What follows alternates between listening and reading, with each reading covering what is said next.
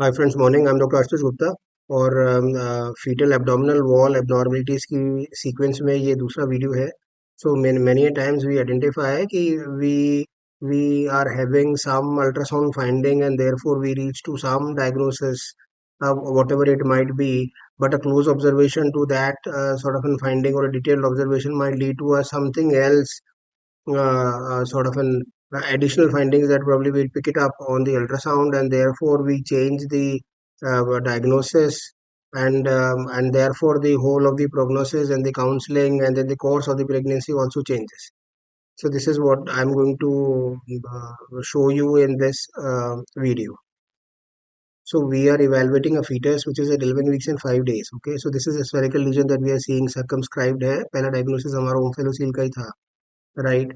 But इसको थोड़ा close observation में देखा तो हमने लगा कि ये थोड़ा सा ओम्फेलोसील के लिए थोड़ा सा हायर अप है into the abdomen, so it is at the thorax abdominal junction, right? So we can probably we can have an external defect, diaphragmatic defect even, and some part of the heart, what we can delineate is this, that it is getting into this mass, right? So apart from calling it as an omphalocele straight away, this could be an evolving pathology of Cantrell, or probably an Ectopia Cordis, right? So in that thing, what happens is this, that we can have an external defect, we can have an diaphragmatic defect, we do have an abdominal wall defect, right? And then the heart is beating outside of the abdomen, and therefore, so this is that case. Look around very closely. The heart is beating out of the chest and abdominal cavity, right? So this is an ectopia cordis, could be an evolving pathology of Cantrell, right? The diagnosis of any of the fetal lesions or a suspicion or a differential diagnosis, it works around that. Probably we keep a lot of differential diagnosis into our diagnosis, right? For an omphalocele, this was higher up, right? And therefore it was getting onto the thoraco-abdominal junction first. Then we could delineate that this could have had some sternal defect, and therefore this part of the heart or the apex of the heart was there into the lesion.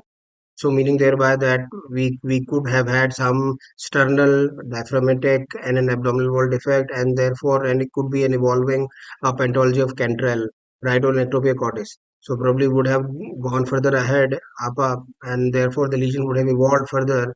Then we could have identified that the heart is beating outside of the thorax, and therefore would have led to a diagnosis of an Ectopia cordis or a pathology of Cantrell, which was there in the second case. So meaning thereby that what I want to tell you is this, that omphalocele is sort of an treatable condition, and outrightly when we see, or probably we make a diagnosis or provisional diagnosis, we make it for an omphalocele. We usually say that probably this is all these things, they can be very well manageable, correctable, and surgery can be done and all the stuff. But on the similar lines, all these counselings would definitely change whenever we are talking about an ectopia cordis or we are talking about a pathology of Cantrell, because then we are talking about a defect in a lot of structures, and therefore then the heart which is beating outside of the thorax and to the abdominal wall.